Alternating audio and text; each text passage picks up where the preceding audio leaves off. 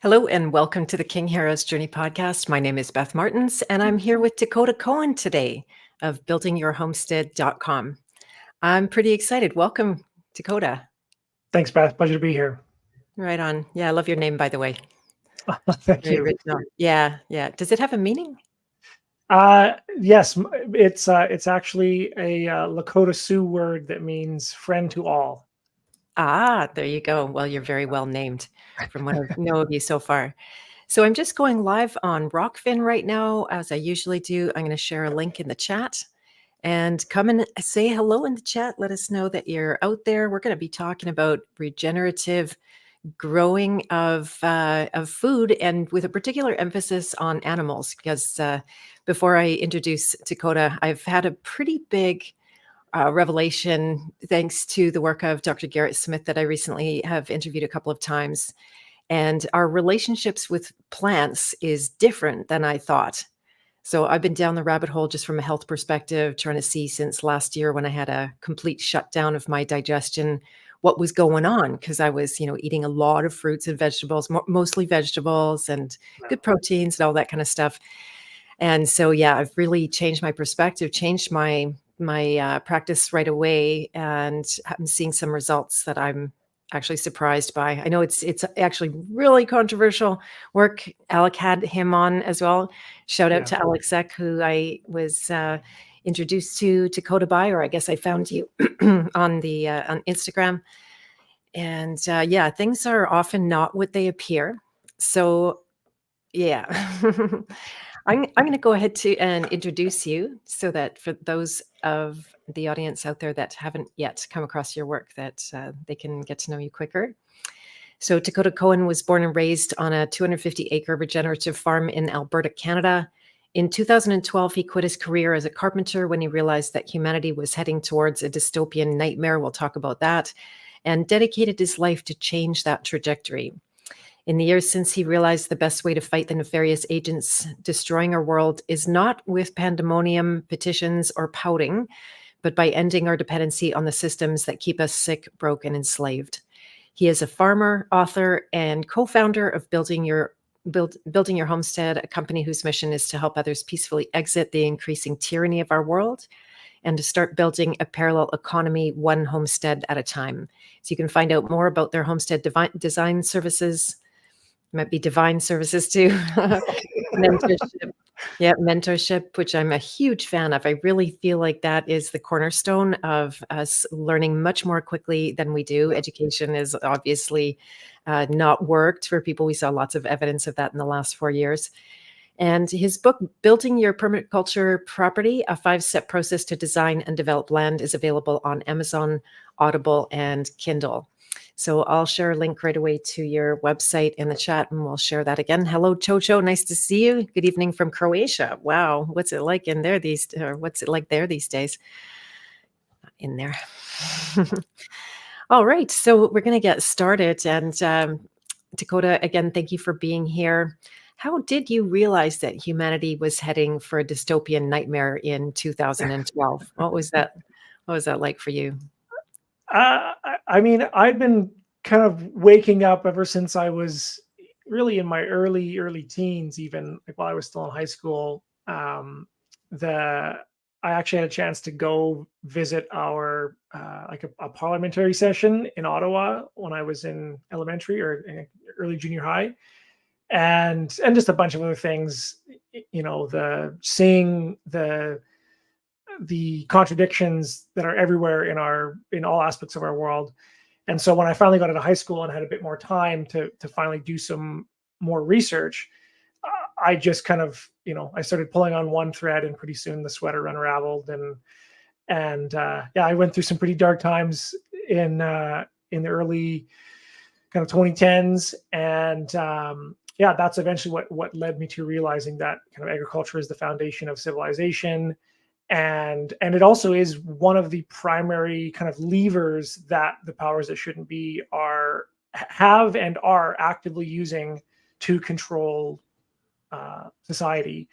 And so and also it was my background. I grew up on a farm, so it seemed like it was meant to be. And the more that I go into this work, the more that I am even more confident that this aspect of taking responsibility for our own ourselves and our actions, and interacting with our environments that provide our sustenance for us is transformational on so many levels. So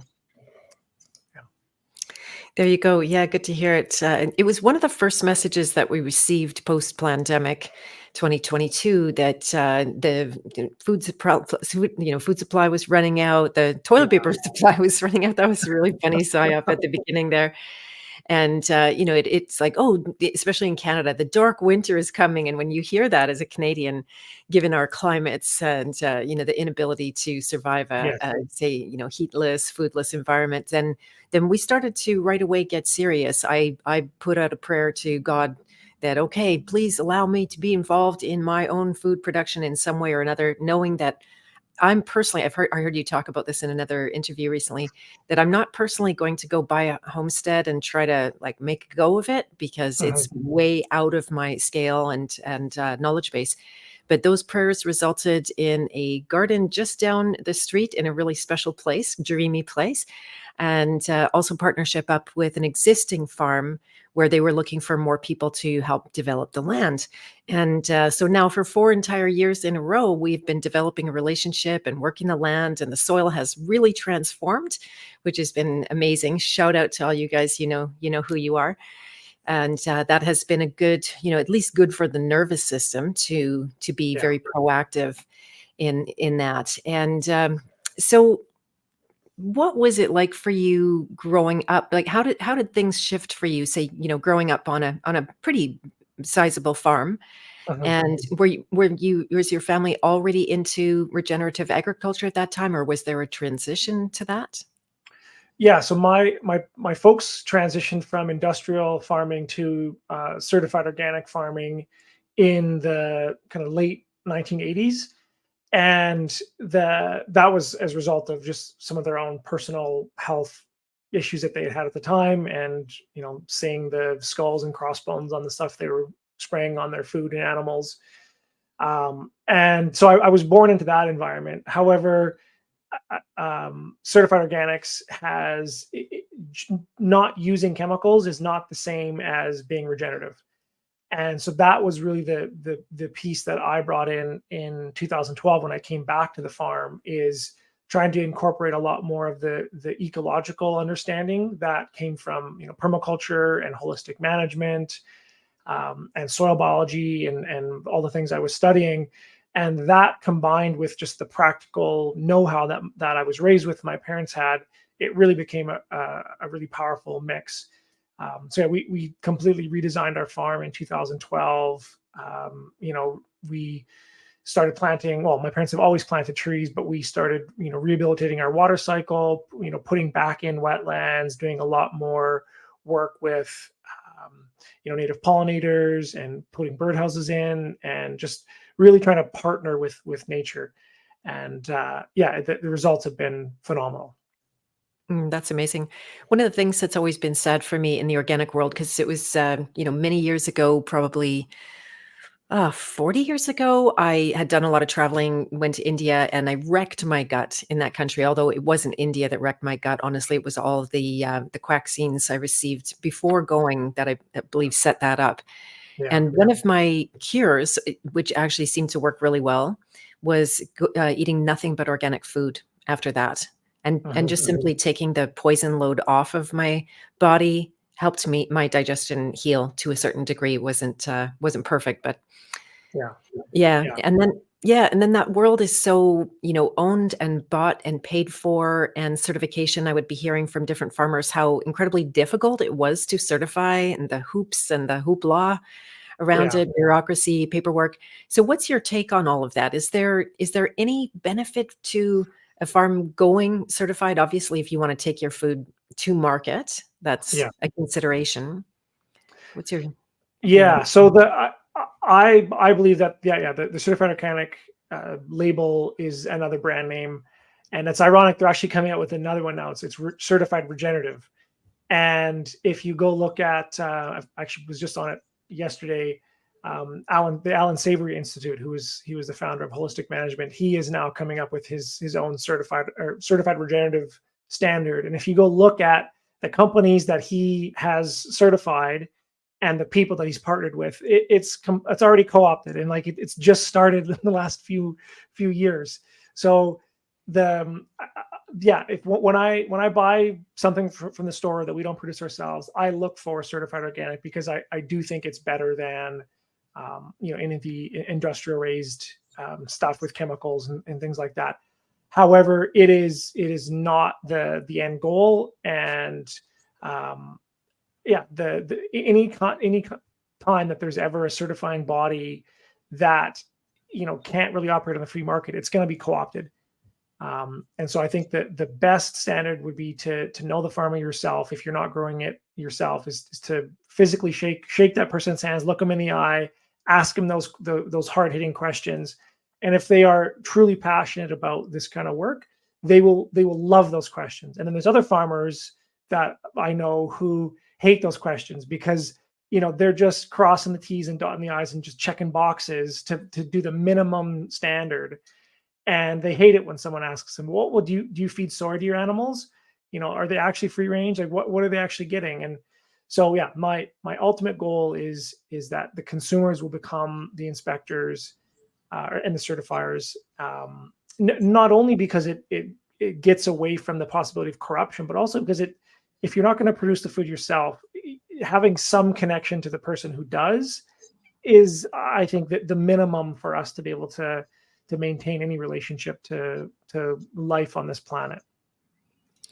Very good. And so you mentioned two questions that you would ask direct when you're shaking the hands of that farmer and looking in his eyes.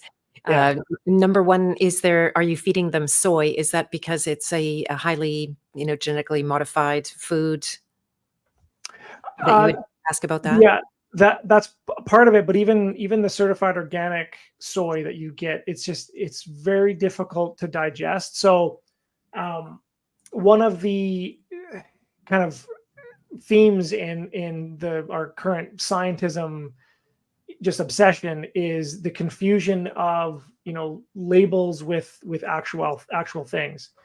And so if you were to test soy, it's very high in protein, for what we call protein. It's not easily digestible. And so the protein that you get from an animal or like a chicken would get from an insect, or we use fish meal that's wild caught herring from the Atlantic Ocean. That's completely different protein from what you're going to be getting from soy, even though it could be both 30% protein. There's different enzymes, and so that's more the bigger piece, is that it's very difficult to digest, and there's a lot of phytoestrogens and other anti-nutrients that are in this plant. Traditionally, when soy was eaten by Oriental cultures, it was fermented for like years before it was consumed, and then when it was consumed, it was eaten in basically as a garnish, like soy sauce or tamari or I can't remember what the other miso or tofu was actually a more modern use of soy protein. So that's a big piece of it, is all of the meat that we raise. And I think all of the amazing producers that I see doing great stuff, they're all boycotting the soy, corn, and canola is another big one, or any of these seed oil byproducts. Again, you can get a ration for an animal that's made with canola seed or cottonseed or sesame seed or sunflower seed meal or mash, and basically with all those seed oils, as if you look into it, as soon as they're basically crushed, they oxidize immediately, they become rancid, and they basically become toxic. And so in order to make them consumable, they have to be essentially bleached and purified with food grade gasoline and other like hexanes and stuff like that. So these are industrial waste products that have never been consumed by humans or animals at any other point in history. And yet this is what you can be completely certified organic and put all of that toxic sludge into your animal's ration, let alone into the margarines and the organic, certified organic butter, fake butters and alternative meats and things like that. So that's a big piece of it, is really understanding, just like, not spraying chemicals or not using fertilizer doesn't make you a good farmer. Just because you are certified organic doesn't mean that you are feeding the optimal and biologically appropriate diet to your animals. Yeah, I get it. It was, I remember learning that soy was originally just a crop rotator. So Yeah, it wasn't something that was consumed and not en masse. All of those foods that you talked about, tofu aside, but yeah, like tempeh and tamari and soy sauce, and it's all consumed in very small amounts, not as a food group, right? no, That it kind of turned into the whole tofu thing. So no, yeah, and I was around in my parents' business way back in the day. I don't remember around what year, but I was definitely a child, could have been 10 or 12. And my family's business was hired to help turn rapeseed into canola, oh right? really? So just in case anybody Yeah, doubts that, so of course rapeseed isn't very marketable as a name. They're going to have to like change that profile. And then I was, just posting something yesterday about kale. It's the same thing. It came up and it became this, huge marketing campaign just to have another food to market, yeah, and then labeling it a superfood. That you can basically guarantee anything they've labeled as a superfood is not, and might even be of harm at the same time. So yeah, exactly. yeah, Yeah, yeah. yeah, very, very true. And this is why it's so, um, it is quite daunting to try to navigate all this stuff. And then when you're relying on these third party certifiers that can just be, bought and paid for, yes, it is hard. But when you really get down to it, and I'm not sure what your perspective on diet and human nutrition is, but I'm a big fan of Weston A. Price, or more of the ancestral way of eating. You essentially ask yourself, okay, if I was living here 1,000 years ago, or 500 years ago, what would I have eaten? And that's what you should eat, because that's what your ancestors would have eaten, and it would have been, biologically appropriate. You have evolved to consume those foods, and it just takes a lot of the mystery and the science and all the confusion out of it. And it's the same truth for animals. It's just, what have these animals, whether it's pigs or chickens or cows or wildlife, what have they been consuming for thousands of years? That's what they should be eating. And I don't care how many studies that they've done to prove that this enzyme or this additive or whatever it is makes better. Like, there's a farmer I was talking with the other day who's telling me that there's another kind of regenerative certified brand that's been doing nutrient density testing on animals, and they found that the properly fed, this is a study that they did, properly fed feedlot animals has more nutritious meat than poorly raised, like pasture raised animals. And it's just like, right off the bat, I'm just going to call BS on that. I don't buy it. I don't. I would bet my life that whoever funded that study was tied in with the feedlot industry. And so yeah, it's just think simple, think natural, and all of this confusion goes away. Right, right. Yeah, I also, back to the theme of famines, cultures that we're facing famines, China definitely being one of them, big time. They have a huge history of famine. Go into a Chinese grocery store and you can see Uh-huh. they eat every little bit of everything, right? That Yeah. they haven't Uh-huh. created much waste in the process, which has a certain appeal. But the difference between famine eating and Yeah. food to thrive Yes. is a different way. So Exactly. that's one topic. Also, yeah. Okay, go ahead. I'll let you talk about that. Yeah, well, just there's one of Sally Fallon's books, who she's the founder of the Weston A. Price Foundation. I believe it's called Nourishing Diets. It's how ancestral and traditional peoples really ate. She kind of dispels this myth that indigenous cultures were like, they used every part of the animal and that they didn't waste anything. She dispels that by going back to like firsthand settler accounts of their interactions with indigenous people.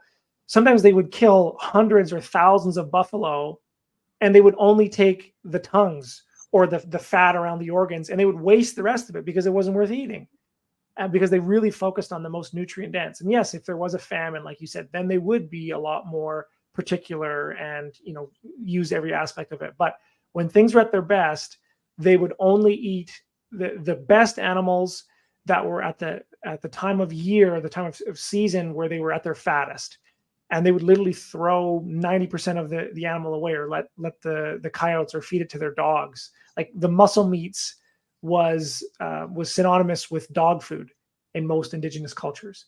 They only ate the fat, the organs, the marrow, like the really juicy, nutrient dense stuff. They weren't eating the T-bone steaks and the sirloins and the tenderloin. That was fed to the dogs in the good times. Oh, interesting. Wow, this is according to my new paradigm, lots of challenges in there. So forgive me if I go into that. So the point about what our ancestors ate, again, given say if you think about what my ancestors ate when they came to Canada. First of all, they were tricked into coming to Canada. They were told there were homesteads here, and what it meant was unbroken piece of land with nothing. Yeah. Literally no shelter, covering their babies with their own bodies in the first days of shock. And, so they weren't having a healthy diet. They weren't interacting with it was pure survival, pure day to day, especially with the climate here. I'm amazed that any of them survived, and I'm here for those purposes. Also, there's now this is based in the work of Dr. Garrett Smith. So if you choose to go down that the rabbit hole and look into his work after, it might be good, or at least interesting for you. And he's talking about how a lot of the health problems right now are actually a result of the sin of our forefathers, that their diets, the way that they had organized things in what we consider to be more traditional foods, Western A price style, were that in reality we are they were getting away with it.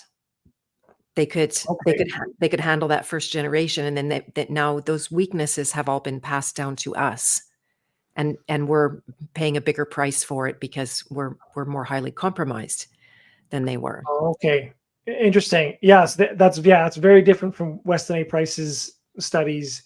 I'm not familiar with Garrett Smith. I haven't heard his name. So I'd have to dig into that. But yeah, that at face value, at least for these cultures that Weston A. Price studied, 10 different indigenous cultures prior to Western or kind of colonial contact, who've been eating those diets for tens of thousands of years, and he documented their various health metrics, particularly their teeth, and did it meticulously at the turn of the 19th century, or the 20th century. And that's to my mind, it's the most comprehensive dietary study that's ever been done.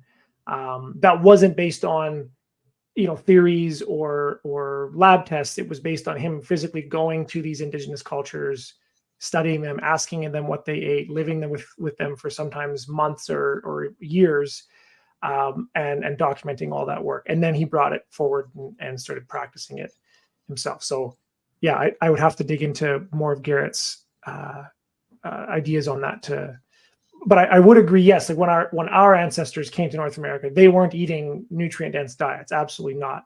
I meant, like, if you were an indigenous culture, whether it was the Polynesians or the indigenous in North America, or if you were the Inuit in the far north, or you were living in the Swiss Alps, whatever it was, if your culture had been there for hundreds of thousands of years, those are the foods that I think are most appropriate for our diets. And what I love about Weston A. Price's work is he studied all these different cultures, and he found 11 principles that all of the cultures shared.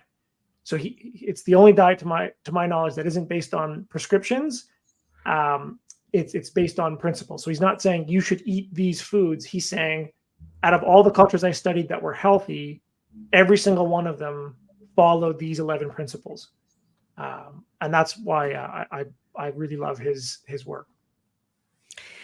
Right. Yeah, I won't belabor it too much, but one of the big cornerstones of all of the traditional foods, and I've been seriously on them. So that has been my lifestyle. That's all organic, as much farmer sourced food as I can possibly get. Focus on now. It was interesting. I never did go to organ meats because something inside of me just said no to it, even though Okay. it's so highly recommended and all of that kind of thing. Yeah. And so I've been learning quite a bit. Oh, forgive me. I'm gonna have to refuse this call. One second. Yeah. So the principle of it being, and like I said, we won't belabor it, but that the vast majority of what we consider to be traditional foods are high vitamin A, and there might be a vitamin A psyop. In fact, the whole world of vitamins was not created by healthy, loving No. people. It No. was created by Rockefeller medicine, Yeah. right? So, one of the small facts that they're removing vitamin A information from our, the little blurbs on every food and on the contents of the nutrients there. They've removed that. Now we don't get to see vitamin A content anymore. So he posits that it's actually a toxin, and it gives a huge overload to the liver to produce. Did you want to say something about that? Yeah. Yeah. So I would just add in there, I agree. And there's also an interesting difference between vitamin A and beta carotene. Modern science conflates those two and sees them as the same when they're not. And the Weston A. Price Foundation has done a lot of work on talking about, they call it kind of the trifecta, or like the holy trinity of nutrients. It's vitamin A, D, and K2, and that there's actually it's any one of them in excess is toxic, and it's actually about balancing the three of them. And so yeah, I'm curious if that kind of plays into what Gareth was talking about as well in these studies. Yeah. He actually says like all of the precursors to vitamin A, all of the, with beta carotene, or that they all turn into the same acid in the body. So there's no one better than the other. So because I'm not the scientist in that arena, I'm still learning. I should probably leave it at there, trying to convince you of anything. But yeah, I think it would be interesting. It's been so far a very, very good experiment, an awakening experiment, and a simplifying experiment as well, because I would go out of my way to eat vegetables thinking that was the good thing. And I, the time that my gut completely failed, I couldn't have been eating more fresh, local, cooked down organic foods, and it was just like, what's going on here? Yeah. So I'll lay a few links on you after. Go ahead. One other thought on that. You mentioned about the organs. I used to teach cooking classes, and I would go around to health food stores, and I would give. It was based on kind of these 11 principles of the Weston A. Price Foundation, and I would bring food samples from kind of the recipe book. And one of the experiments I did with probably over 100 people was I would make like it was like a ground meat and berries and spices, kind of like a stir fry kind of a thing. And it would be identical. I'd have two pots, and in one pot I would add organs in at the last step, and the other pot I wouldn't. And I would give this as a blind taste test to people to just see, okay, take both of these ones, tell me which one you like better. And no joke, 100% of the people said, I don't know what it is, but there's something about this one, the one with organs in it, that they liked better. And it was so what I found is like a ratio of like 8 to 10% organ meats. So now we actually, whenever we make sausages with meats on our farm, like our pork and beef, I always include about 10% organ meats in the sausage mix. And you can't, like, unless you're a really, you're a real connoisseur, you can't really pick out the organ flavors. But again, if you were to try one sausage without the organs and one with, your body would just be, I don't know what it is, but I like this one better. And so I think that's a big part of the organs that we've lost from our our cooking background. Is they are really difficult to cook and to eat. And I think the gut response of like eating a raw liver, or eating a whole kidney by itself, like I think that response is there's too much nutrients, and it actually is a toxin. But when it's blended in the right ratios, and you get the kind of chemistry right, your body just yeah, really resonates with it. So I'll just throw that out there as another experiment to try if you want. It's about 10% organ meats in your meats, your soups, your sauces, and see if your body resonates with it. Right on. And then, so when it comes to the liver in particular, there's obviously different organs in the body, but that one is designed to clean toxicity out of the blood. And so, what is the logic about eating the liver? Yeah, so I can't remember the exact the science around that, but this is a misconception that Sally Fallon has written several articles and stuff on. The liver actually doesn't, while it does purify, it doesn't store any of the toxins. Those, if there are any present, they're actually stored in the fat. And so the so first off, it's like you only want to eat healthy animals, and this is why eating feedlot animals or eating things that haven't been around chemicals, because they do bioaccumulate in the tissues, but they don't accumulate in the organs. And I actually interviewed her on my podcast years ago, and I asked the same question, and she said that if she was given the choice of not eating liver and eating liver from like an industrial raised animal, like a cow from a feedlot, she would rather eat the liver from the feedlot animal rather than not eat it. Now, however, she did put the caveat on that of she wouldn't eat the fat from those animals because that's where those chemicals and the bad stuff is stored. Right. Fascinating. And that's what really does bring it down to our own individual laboratories and watching Yeah. how things actually work. One of the things that Garrett said is that he's had a lot of throwbacks from the Weston A. Price traditions that over time their diets aren't working, that they're not, it's not actually satisfying the requirement for health. So yeah, I know it is interesting. And yeah, Jenny, I would really research Garrett's work a little bit before making any decision, especially in this place that you're in. And hello, artists here. And congratulations, by the way, Jenny G. I didn't mean that to sound ominous or anything like that. So let's see. If we look at, so, we've gone to great lengths to change the soil where we are shockingly fast.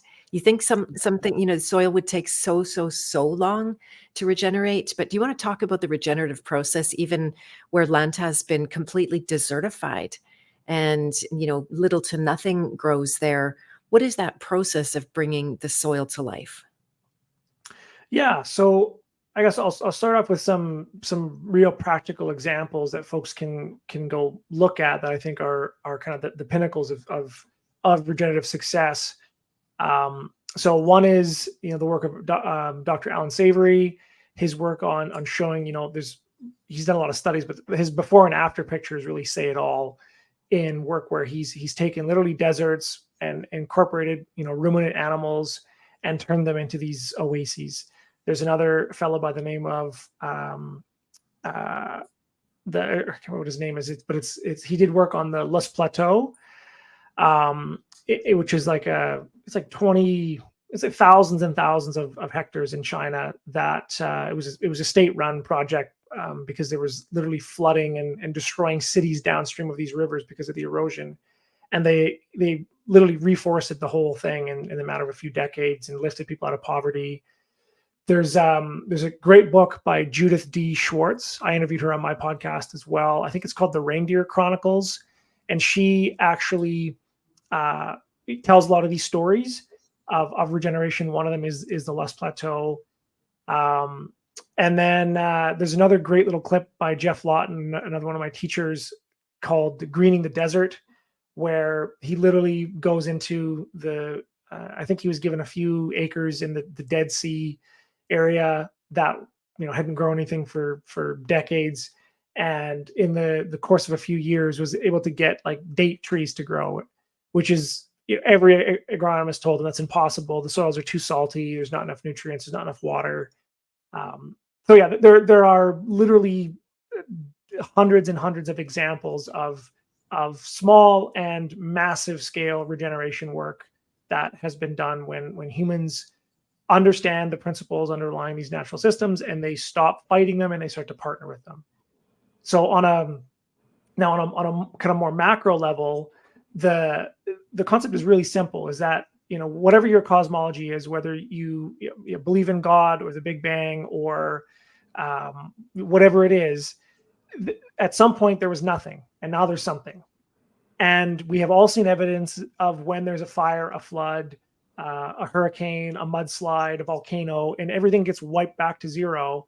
And this has happened, in recent history. And yet you can go to those areas now, and they're abundant. They have, Chernobyl is a great example, the wolves of Chernobyl, where, allegedly in one of the most toxic places on Earth, there is some of the most biodiverse ecosystems present now. So whatever that force is in the universe that wants there to be something rather than nothing, there are laws and principles that govern how those systems develop. And when we understand them, we can actually speed them up many-fold. And so we've seen this on our farm where, there are parts of our farm that's been in my family for over 100 years. And so we have, historical photos showing what it was like when my ancestors got here. Like you were saying, they literally had nothing and were living in holes in the ground. And from that point to, fast forward 100 years, we've seen just a massive decline. But it took about 100 years. And yet we've seen, a return to some of those yield and some of that abundance just within a few years. And, knowing what I know now, if I could go back and start back in 2012 when we started doing our work, I would say easily in our area, in 10 years, you could undo 100 years worth of industrial agricultural damage, no problem. And I think that's the norm in all these examples that I just mentioned, is it's about a 10 times faster to regenerate than destroy it, which makes sense because when you're going up against the most powerful force in the universe, it would make sense that you're not going to be as efficient as when you start to dance and to play with and to support that energy. So on one hand, it's like it's incredible that that's how powerful humans are, is that we are literally eroding the force of life on this planet, and we're winning, quote. And yet, when we at a certain point, we will lose that game. But when we shift our perspective and partner with these forces, the results are outstanding. Amazing, right? That's some people get really tricked into thinking it's a good versus evil war, and I do believe that's a psyop. That's great. I see you shaking your head, and it's really about life and death.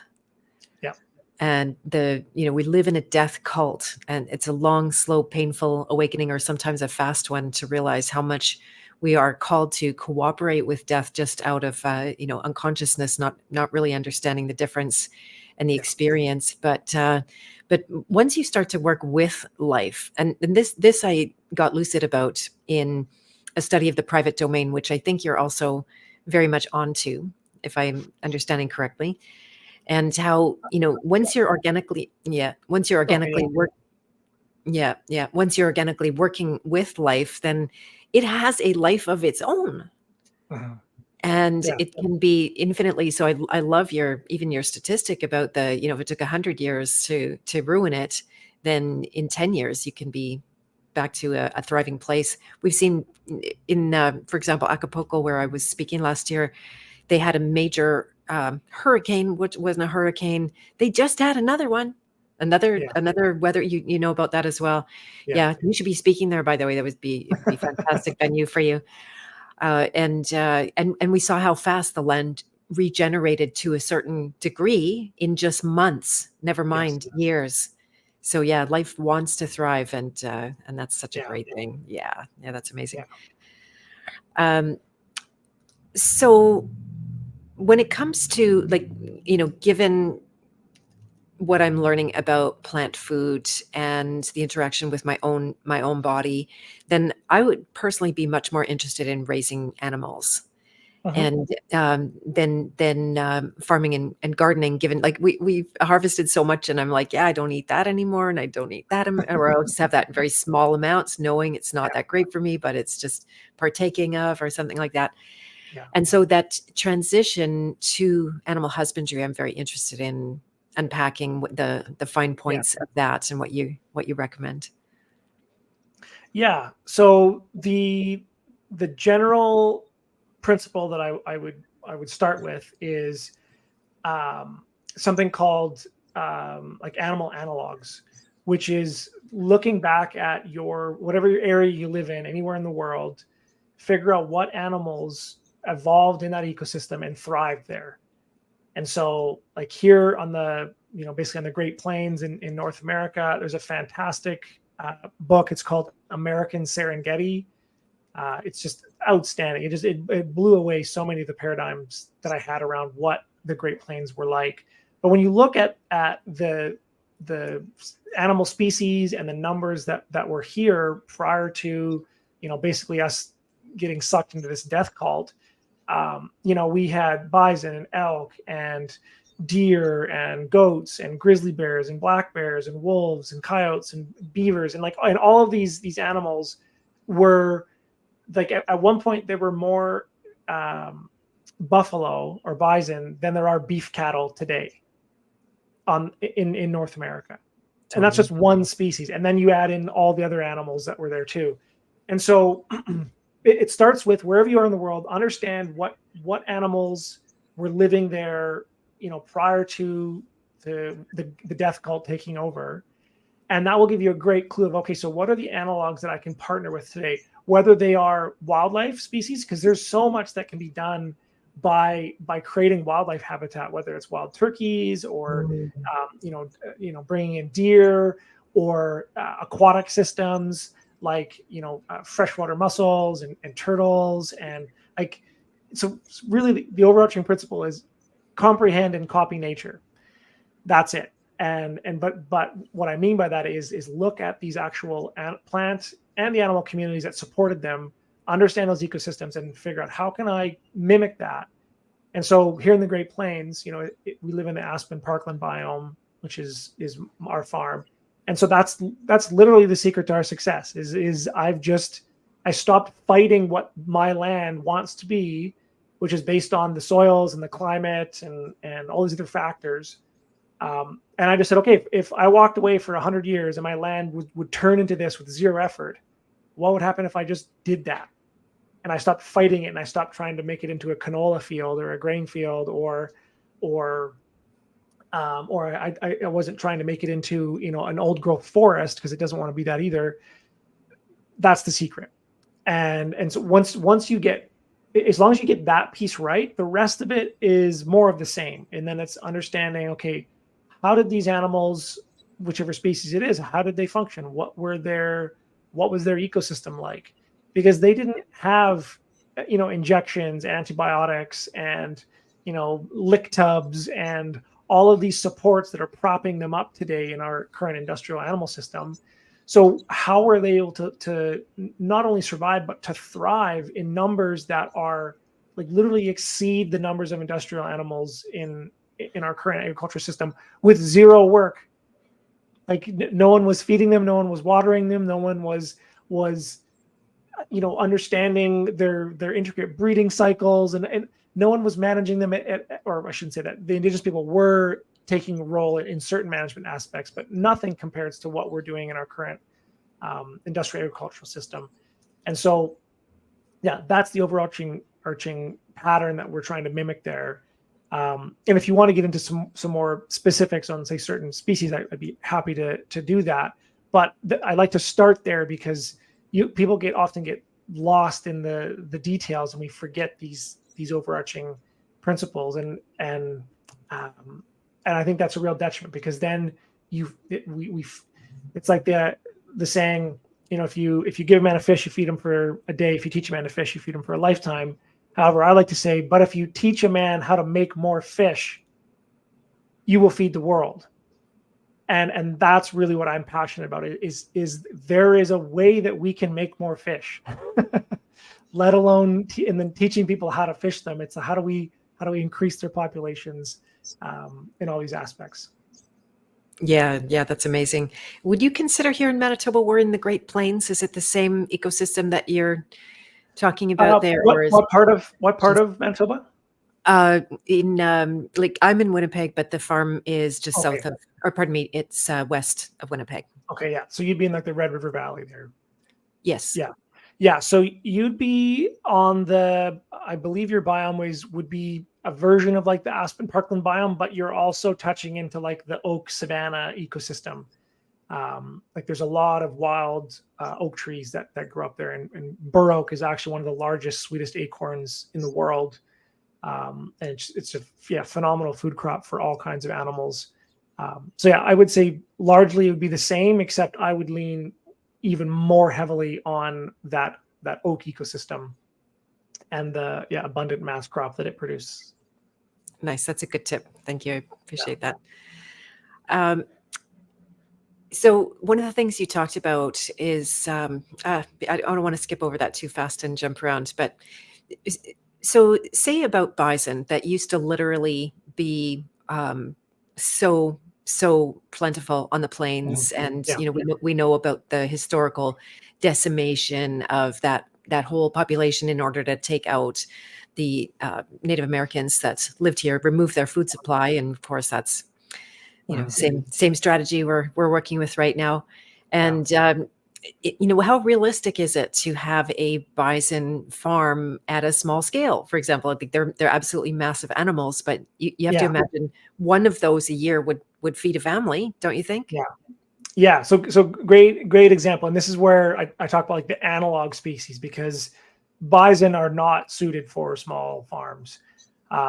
They aren't domesticated. They can be tamed, but if you go to a bison farm or look at videos online of like bison handling systems, they're basically the same as if you were trying to handle T-Rexes. Like they are incredible animals. They can jump something like 12 feet from like a standing position. My uncle is like a livestock hauler. He's a truck driver, and he hauls livestock sometimes. And he's told stories about trucks breaking down on the side of the highway carrying bison, and they'll literally tear the trailer apart. Like they're not meant for. They need broad open plains, large ecosystems. They're not suited for, in my opinion, for small scale farms, and they require a lot of very specialized skills versus something like a beef cow or a dairy cow or sheep or goats that have been domesticated.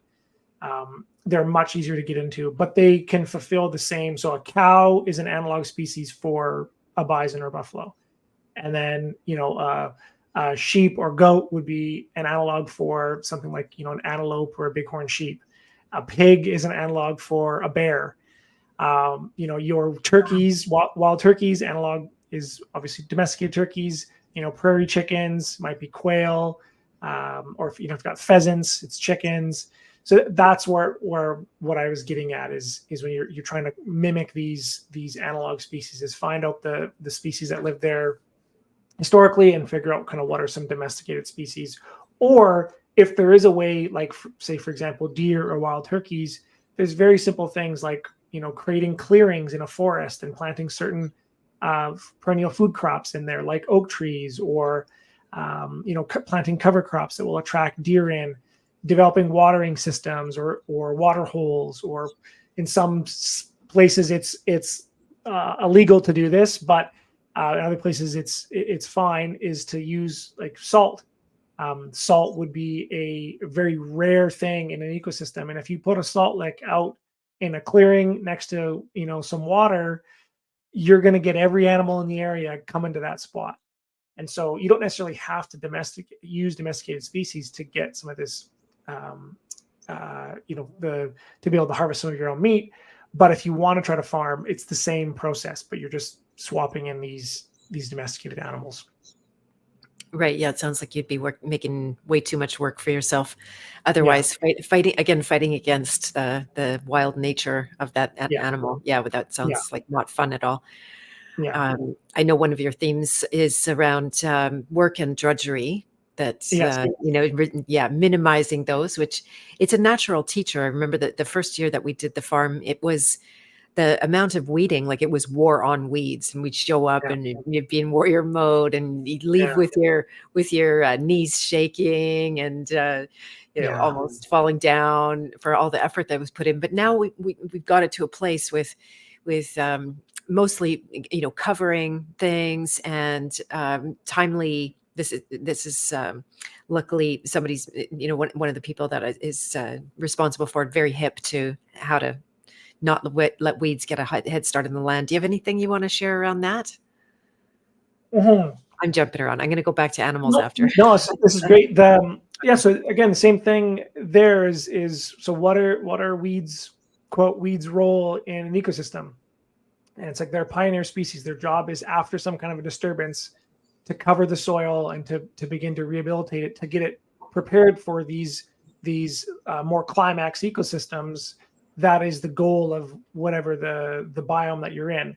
And so the other analogy that I like to use is the weeds are essentially the immune response to damage. So if you bruise yourself, if you cut yourself, if you pinch yourself, if you give yourself a chemical burn versus road rash, there's going to be a different wound that forms on your skin to help to heal whatever damage was caused. And weeds are the same thing for the soil. And so if you damage the soil in a different way, literally side by side in the same soil, you will have different weed responses to help to address whatever the damage was done in that soil. And so this is not to say that there won't be, if you're going to be growing a garden. Yes, if you're trying to grow annual crops, there is some aspect of you are holding ecological succession at a fixed point, and it's going to be constantly trying to move ahead. But there are ways that you can uh, manage that ecosystem so that it's way less work. Like the way that I garden, I've done many videos on my YouTube channel. If you get the timing right, there is no weeding. Or Masamu Fukuoka is another great example of this. He had a book called The One Straw Revolution. He found a way, it took him 30 years, but he found a way to grow, I believe it was barley, rice, and clover with literally zero tillage. And he was getting higher crops or higher yield crops than any of his industrial producers around him without fertilizer. And he was never plowing the soil. He was just strategically flooding and broadcasting seed and sometimes straw or like clay pellets at specific points throughout the season and getting phenomenal results. And so that's again our overarching pattern is to understand what comprehend and copy nature, as Victor Schauberger says. And so if there's a particular weed that you are fighting in your garden or in your pastures or wherever it is, figure out, and you can look at it, study it, look at what its medicinal properties are. There's often clues into the ways that it can help heal humans and what it's trying to do for the soil. Like a lot of plants that come up after forest fires are also used herbally to treat burns, whether that's to help heal or to help numb the pain from burns, the nerve damage. And so there's just all these beautiful examples, but that's essentially it. Is these weeds are trying to help heal the ecosystem, understand what they're trying to do, address that root cause, and those weeds just stop being a problem. Like in my mom's garden now, the only weed that she really has is chickweed, which is an edible. You can put it in your salads and stuff, and it's just amazing. Like after like she's been in that garden for since 2007, and that's really it. It's like that's the plant, and it's almost just like evolved for that soil plot where just anything that's bare soil, that one just grows, and it's this really innocuous plant that just self seeds itself and keeps the pathways covered. So, oh, I think you muted there. Oh, thank you. Yeah. Yeah, very interesting. The soil that I'm working with in the garden here is Manitoba gumbo. So Okay, yeah. it's got a heavy clay content, and people swear that it's like one of the best growing soils. I don't know if you'd agree with that. Incredibly difficult to work with, Yeah. and then to weed, you end up taking up such a hunk of soil every single time.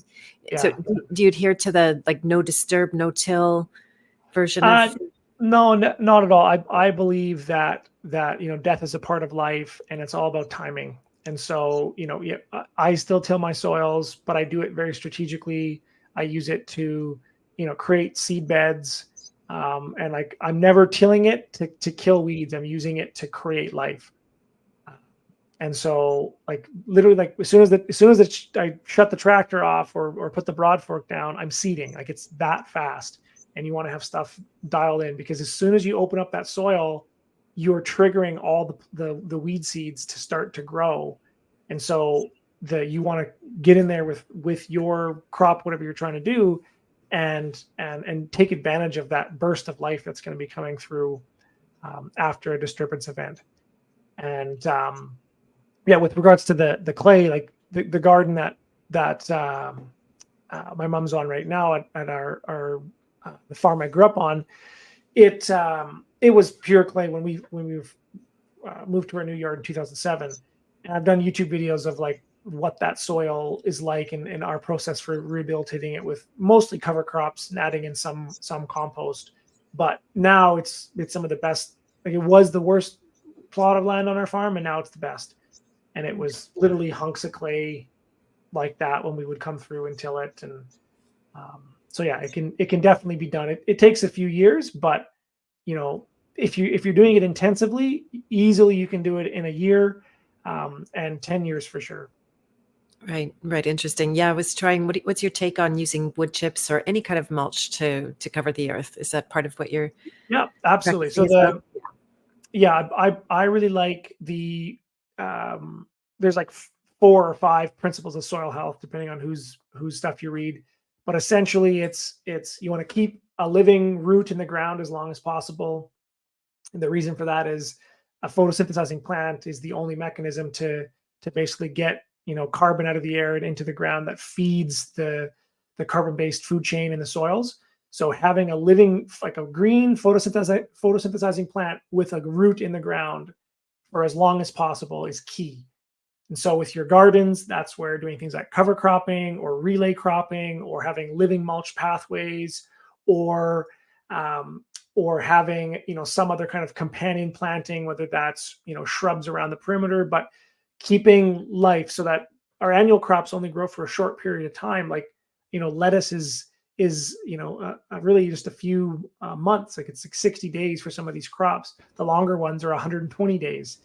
And so it's like, what are you going to do outside of that to help build soil? It's like you got to rely on perennials. So in my garden, in my pathways, now I'm starting to use things like orchard grass, which is a clumping, non-suckering perennial grass that will grow and photosynthesize, a month before I plant my garden and for a month after I harvest my garden, and the whole time in between. Because again, that's that keep a living root in the ground as long as possible. The second one is keep the soil covered, which is, because when sunlight hits bare soil, it sterilizes it, it heats it up, it dries it out.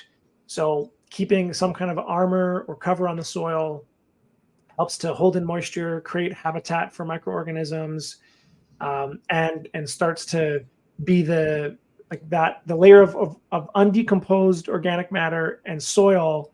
They call it the O horizon, and that transition point is like the magic place between life and death. And so yeah, having some kind of mulch, which is why again I use the living pathways, is I'm growing my mulch directly next to where I need it. So if you're not going to do that, you can use bring in wood chips, some kind of a mulch that's not going to bring in more weed seeds or whatever. But absolutely, covering the soil is key. The last one is, and this is two, is either you want to integrate a diversity of flora and fauna, so plants and animals. So you're not just doing a monocrop of one crop, you are bringing in multiple species of animals, whether they're directly on your garden or you're bringing their compost in from somewhere outside.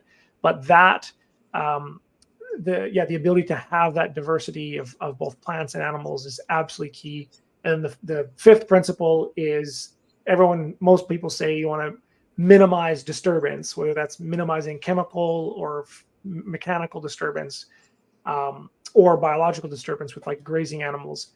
I disagree with that. I say it's optimize. You want to find a way to strategically use whatever style of disturbance you're using, whether it's a broad fork or a rototiller or grazing animals, or even if you are going to use herbicides, there are ways to use them strategically and I don't use them. I don't advocate them. I think they're a very dangerous tool. However, if you are going to use them, there are ways to use them that can be less bad, particularly for herbicides. For the tillage and other things, I don't even think they're bad. I think they're actually a critical part of ecosystems to reset them and to build that life cycle. So that would be my approach to. That's right. That is my approach to building soil in my gardens, my pastures, our cropland, is essentially following those 5 principles of soil health. Nice. Yeah, I can see how much influence you've had. The farmer that I work with, that he has your books, and he's really been studying, and now I can see the implementation. At first, I would be arguing with him, but I don't really know anything. And but he's obviously, been hip to all of this, and it's working. So that's the big thing. I noticed in my own garden, I tried wood chips on top of that clay soil, and I had some good results. But when it comes to getting those really big, like thistles in particular, are the big nemesis in this garden. I'm curious what you know about thistles. And then the wood chips end up mixing in with the soil. It's impossible to keep it straight. I'm like holding my head. So now I'm gonna replace straw with the wood chips as much as I can. But I've kind of ruined the soil now that it's trying to break down all of those wood chips, right? Yeah, and so that is one of the downsides of wood chips, is they are very high in carbon, and so they can what's be known as leach the carbon or the nitrogen out of the soil. That's it. And so for a couple years, it can actually like almost kill everything around it. Farmers here, when they clear a forest, and for annual cropland, if they don't bring all the woody material out and burn it, what they say is it makes the land go sour, is what they call it. But it's really just that carbon is just sucking all the nitrogen out of the environment. It's scavenging it, and that's the start of the decomposition process. So if you're going to use wood chips, you have to be really mindful of that. Add in extra nitrogen, whether that's compost or fish meal or something like that, or animal manure, or like I said, with another alternative might be to do a living mulch pathway, where you're actually growing your mulch plants in your pathways or in your garden beds. And I have several YouTube videos showing how I've done that in my gardens, where I'm literally growing a cover crop right next to my bed. And then I'm just scything it or mowing it and using that for mulch. But then you're constantly having to do that with annual plants. So this year, I haven't done a video on it yet, but I'll be releasing one here shortly that will talk about this new perennial based system, which is using orchard grass, which based on what I've seen this year, I should never have to plant it ever again. And it will continuously provide me with essentially 3 of those 5 soil health principles: keeping a living root in the ground, providing me with mulch so I can keep armor on the soil, and having an extra diversity of flora right next to my crop beds. You also asked about thistles. So thistles, if you look, they're a tap-rooted plant, and they're very thorny. And so there's 2 kind of main things that they're doing in their soil. They're trying to break up compaction, which is their taproot, and then the thistly aspect is typically a response to try to get animals to go away. And so if you look at what are their ecological triggers, it's compaction and over fertilization. So I've done this on my farm where I used to use like Joel Salatin style chicken tractors, and where you have all your chickens in like one building, and then you rotate that, a couple times a week. And the first year I did it, we were moving them about once a week, and the next year, I could literally see every single spot where I had the chicken coop set up for a week, because there was a perfectly square rectangle of dark green thistles right underneath where the chicken manure had accumulated. And the grass, there was also grass in there too, but the grass was so lush that my grazing animals wouldn't touch it because it was so high in nitrates from the chicken manure. And these thistles were like 6-7 feet. I've never seen anything like it. And that's what they were doing, is they were helping to scavenge the nitrogen so that it wouldn't become pollution, to break it down. And I believe it was like on the third year after that. So there was thistles for 2 or 3 years, and I think it was on the third year the thistles grew really, really big, and then the seed heads just like shriveled up, and there was never thistles there ever again. Wow. So, So they I've seen this happen on our own farm in multiple cases with other weeds, and there are ways you can speed that up. Like, knowing what I know now, it's like I would go in and at a minimum mow those thistles to help cycle them faster, so that they're, rather than them growing and producing one seed head per year, if you cut them right before they flower, they'll grow again, and you can get potentially 2 or 3 cuts out of them in one season. But yeah, so in my case, my gut is it's the heavy clay soils. The thistles are trying to break up that compaction. And so if you were to help facilitate that via, deep ripping, whether that's with a subsoiler or some kind of a broad fork to help get oxygen into the soil, and bringing in, compost and stuff like that, that will really help to get them out of the garden. Okay. And in the meantime, should I leave those roots in there and just cut the top? So thistles are tricky, because at least in a garden setting, because you don't want to be, I like to garden barefoot, and there's nothing worse than stepping on a dry thistle. So if it was me, I would pull them out. However, if it was in a pasture setting where it's, again, different context, mowing them and leaving the root in the ground would be ideal. But you can also plant other cover crops that have tap roots, like daikon radish, you might try, what's another good one? Like dandelion will probably grow as well, and it's a little less problematic because it doesn't have the thistles. That'll do the same thing. But yeah, daikon radish is a really great annual plant that will really open up the soil. Parsnips are another good one that they'll put roots down, several feet into the soil. But also like earthworms, just again, and having that mulch layer. That's really what I think turned our soil around. Is if you can get, if you can, like, in a shovel full of soil, if you can get like 5 or 10 earthworms in a shovel full of soil, that's the equivalent of like 1 million earthworms per acre, which I believe the numbers, I think it's like 40 tons of soil per acre per year they'll consume, that many earthworms. And so if you think about, and earthworm castings are like, some of the most, gold. Exactly. And so creating the habitat for them, and they'll go down, well below any of your tillers or rippers or anything can go. They'll mix the soil around. They'll incorporate all that organic matter in, and really help to aerate that soil is another example. Very cool. Yeah, the earthworms are off the charts. I saw one this weekend. Couldn't have been. I've never seen a bigger earthworm in my entire life. I almost gasped. It was like, okay, it might be a dewworm. A dewworm, yeah. Yeah, they're a different species. Most people hate them. I think they're fantastic. But they look the same. They're just way fatter. Okay, yeah, they're huge. Yeah.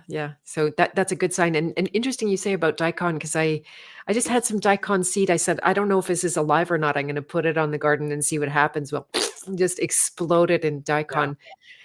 Yeah. And then all of those seeds fell, and it was way more intense daikon this year, right? Just everywhere. So it's a good cover crop, and it's good for the soil. Yeah, absolutely. fantastic. Happy accident. Yeah, yeah, totally. No, like a lot of even industrial crop farmers now are seeding daikon radish into their crop fields, like on 1,000-acre farms, because it helps to break up compaction, but they provide the same function of thistles, which is their nitrogen scavengers. And so if there is any excess fertilizer in the soil, it will suck it into its body and then slowly release it at a rate that's not toxic to the soil. So yeah, a lot of crop farmers are, even the conventional ones, are using it now. Okay, very fun. I like that. I do wish I could sit there with a shotgun and take out the deer because I don't know why even they like my garden. It's not very special, and there Yeah, isn't much going on. But yeah, poor a grapevine cannot. I think yeah, they might have killed it dead forever. It can't yeah, get a hold of. Yeah, it tries hard every year and it's not going anywhere. But I yeah, guess yeah. that Deer fence is a must in certain areas, and yeah, like, there's nothing wrong with that. If you were a grizzly bear, you would have no trouble defending your territory. So there's nothing wrong with that either, in my mind.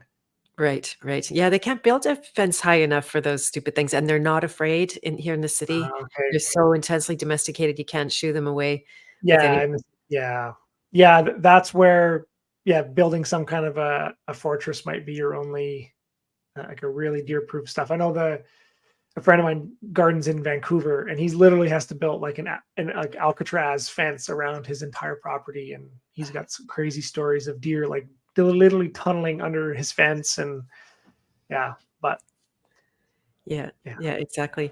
What about voles? That's something that we've had trouble with at the farm.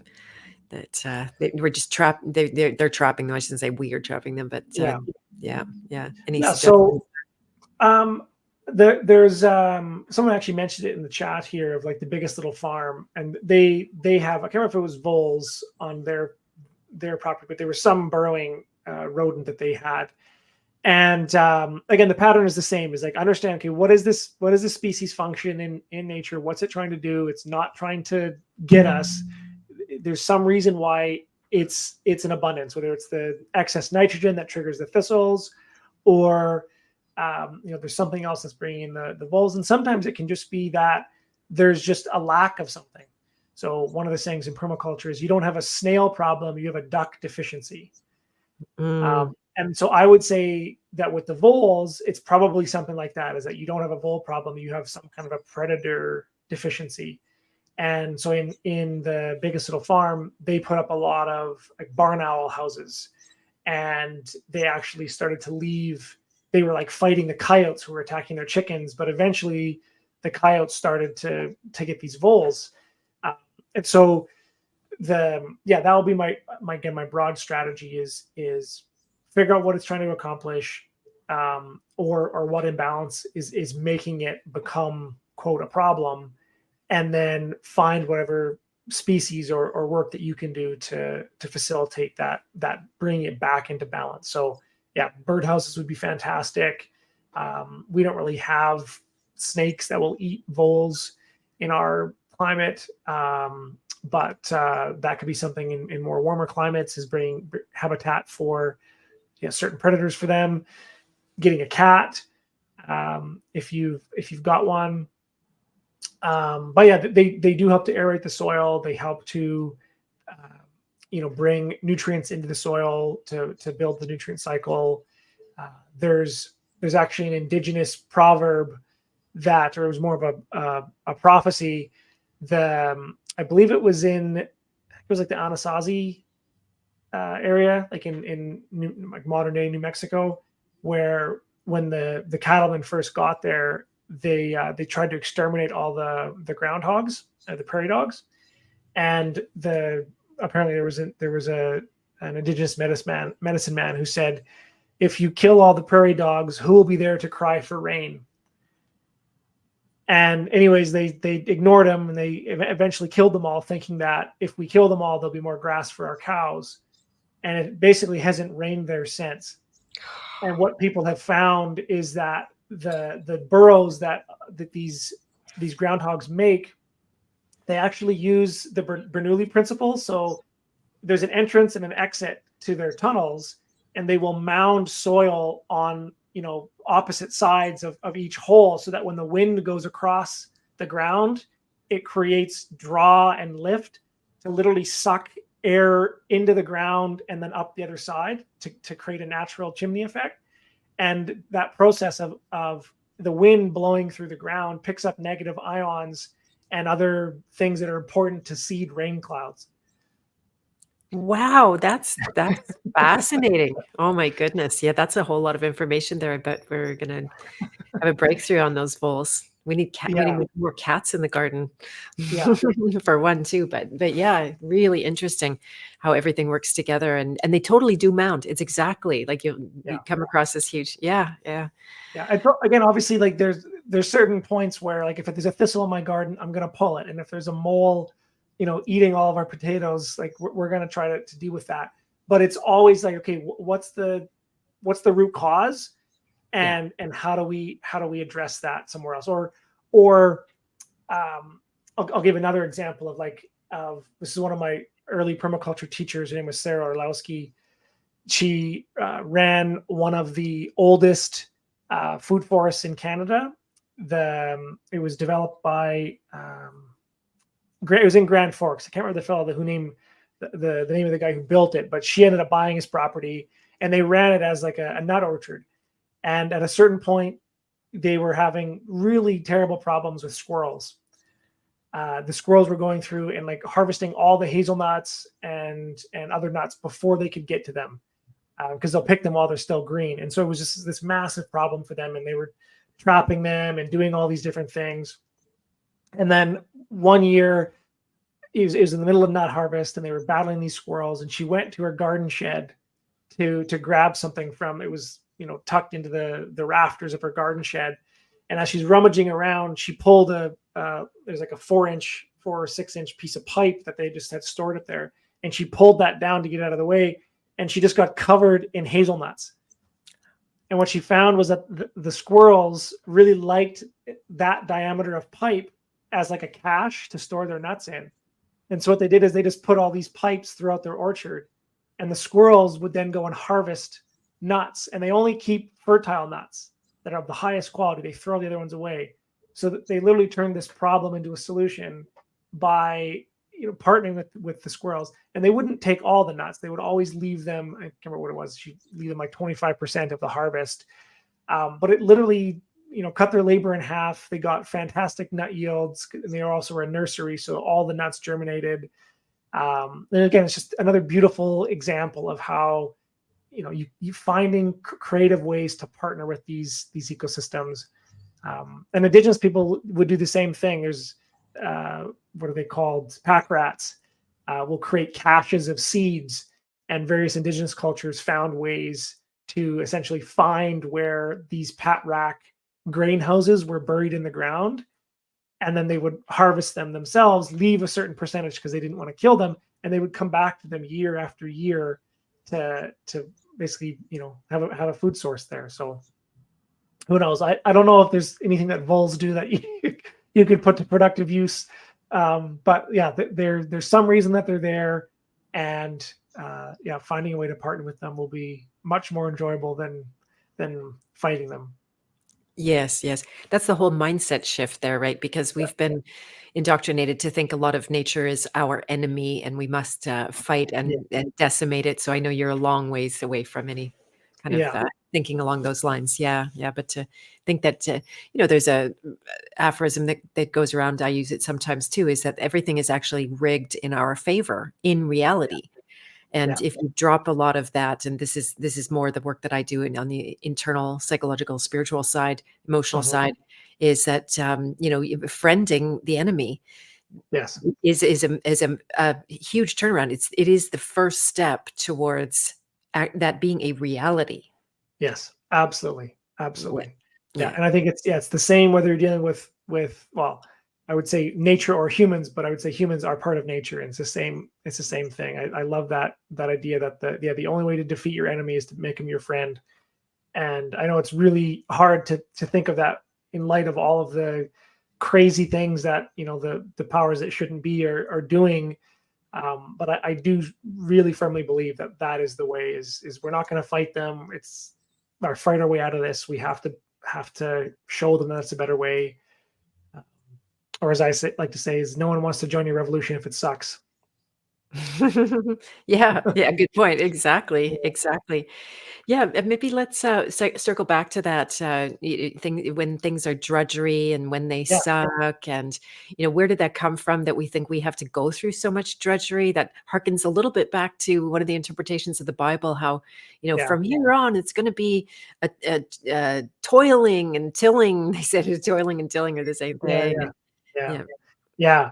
So yeah, I believe that this idea that drudgery, or the way that I think Jordan Peterson really summarized the the the aspect of drudgery that has been a psyop, in his quote, which was he believes that the purpose of life is to find the biggest cross you can bear and to bear it as long as you can. And that um, there's a lot of great things that Jordan Peterson has said. I used to follow him for years, but when he said that, I was just like, I I'm out can't of here. listen. I'm out of here, man. If and the other insight that I had was like, wow, what a useful thing to teach your slaves. Yes. If you were a king, why you would be a shitty king if you didn't partner with whatever religious institution had the controls to create some kind of mystical rationalization for why you deserve to be slaves, and to teach them that that toil makes you good, and that that it's in the suffering that you'll find redemption, and all of these. And I know that I don't want to, not all religions view it that way, but I would say that the religions that do have been psyoped by the state to create some kind of cosmology and philosophy to make slaves willing to do their work. And I think this is a really key piece of just psychology of like whether you're training an animal or a human being, is you can't do it through fear. Because if the human or the animal is afraid of you, it only takes all you have to do is turn your back for 1 second and they'll get you. And so there's only two other options. One is guilt, and the other one is basically mutual consent to mutual benefit. It's trust. It's win-win. And so the guilt way is you have to get the animal or the human being to think that they deserve to be your slave. Or you can get them to, it's a partnership, and that they're like, whether this is an animal or human being, where the animal wants to work with you or the human being wants to work with you because they recognize that it's in their own self-interest to do so. And so, yeah, I believe a lot of our cultural paradigms, and it's really making a resurgence in the last few years, of this kind of machismo, grit and suffering and hard and feel the pain and all this stuff. Like I'm sure everyone can think of the various influencers who are making millions selling these books right now. And I just think that you don't find that in nature. There's no toil, there's no drudgery in nature. There's no suffering. Yes, there's pain, there's death. Animals get eaten by other animals. They break their legs in a mud pit. That happens. But in the day-to-day life of an animal, they are driven by well-being and thriving and abundance. That's what the driver. It's not the stick, it's the carrot that drives life. And so, yeah, I believe our tolerance of drudgery and suffering is a direct result of thousands of years of brainwashing by the state and their various organizations, whether in some cases it was religious institutions, other cases nowadays it's the intellectuals are doing the same thing. But it is to accomplish one thing. It is to get people to believe that not only do they deserve to be slaves, but that actually it's good. It's a good thing to suffer and struggle, and that's what makes you a good person. That's where meaning comes from in life. Very good. I love that. One of the archetypes that I write about, archetypes is my subject, and one of the archetypes I write about is the hedonist. So Yeah, this is a reclamation project because the hedonist has been very badly maligned and degraded. And if you call somebody a hedonist, they're not going to say thank you and exactly. treat that like a yeah. And there is a very dark side to that archetype. So Yes, there are yeah, pitfalls and all of that kind of thing in the life where you have no, you have no resistance, nothing to push against, nothing to. mhm, But having said that, I was just while you're talking, I was hearing this, that life drives life. Death yeah, doesn't drive life. That's the no, psyop. yeah, yes, And exactly. everyone's tricked running from death all day long. And it doesn't matter if you're doing the best things with your land and Yeah, food. And I survived a stage 4 lymphoma, and my big revelation when I was told I was not going to survive is that I'd mhm, been doing all the best things for myself out of this fear of dying. And guess yeah, what? It pulled in more dying in the yeah, process. So yes, I really had to absolutely. Yeah, yeah. really There's use.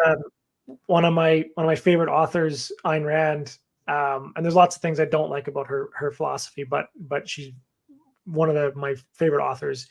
But she said, when she's describing kind of the two kinds of people in the world, one was like the producers, or like this kind of life archetype, and then there was what she called the looters, which Mm, is the death archetype. And she literally says, um, they don't want to live, they want you to die. Like they're literally not even driven by their own desire for life. It's all around this fear of death. And it really has consumed, almost every aspect of our culture, from literally from cradle to grave. And it's really sad. And but when you break free from that paradigm, and a lot of the work that I do in my mentorship as well is around these paradigms that people have accepted into themselves as true, and that guides their actions, their goals, and what they do day to day. And so if you can go to the root and pull out some of those blocks that people have accepted as real and are acting accordingly, all of the other ramifications, the downstream, the symptoms, just goes away. And yeah, there's a lot around that. And a big one on that theme of death is this idea uh, that human beings, or that planet Earth would be better off if human beings weren't here.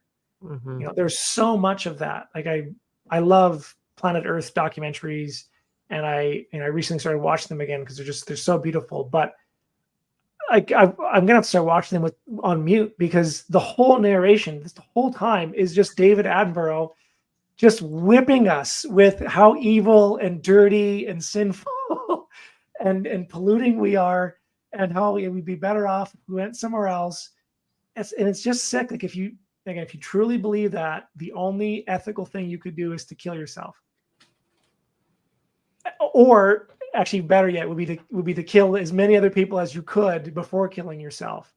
Because if that's the only option, is to be less bad. Versus when we shift that and we realize that we're a part of nature, we can actually be a keystone species on this planet. We can be just as regenerative as we are destructive. Then it becomes not how do I do less bad, but how do I do more good. Mm.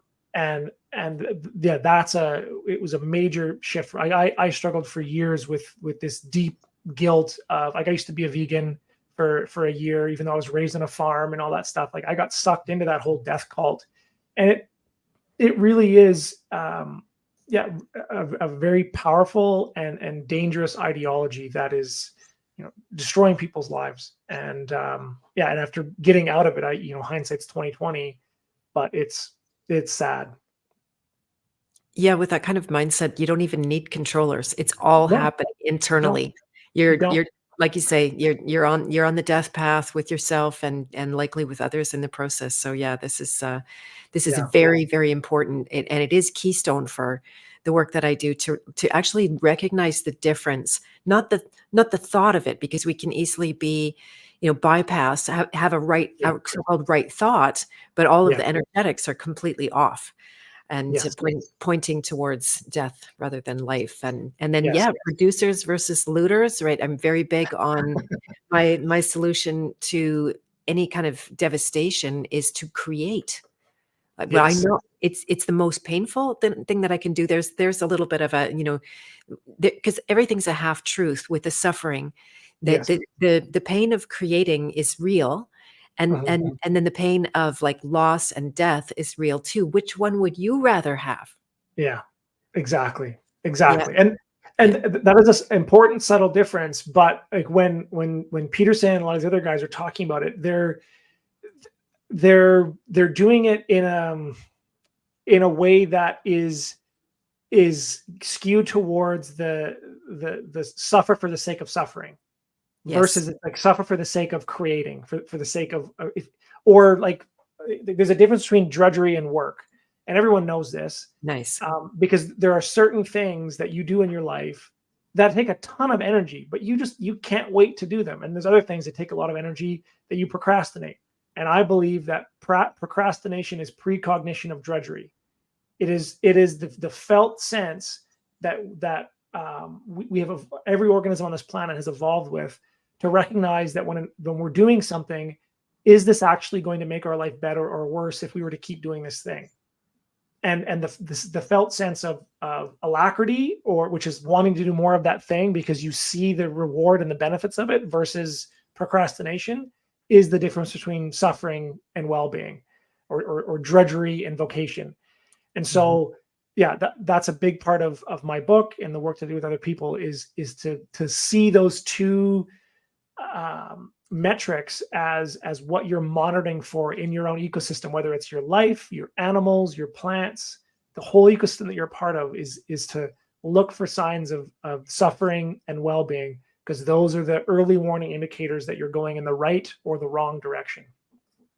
Exactly. I'm just putting up your book, Building Your Permaculture Property, Yeah. which is available on Amazon, Audible, and Kindle. Oh, that's nice. It's on Audible as well. Yes. And yeah, two types of people in this world: givers and takers. The takers Yeah. take until the givers quit giving. Yeah, yeah, it's pretty ruthless. So Mark Archer, who I've interviewed and is a member of the House of Free Will, where I have a private association, he talks about two lineages of atoms. And we think there's only one, but because we're maybe thinking of ourselves with a conscience, with feelings, with the ability to discriminate between life and death, and a whole lineage that is not, that is really, is the death programming and doesn't have the option to be redeemed, or however you want to frame Mhm. that.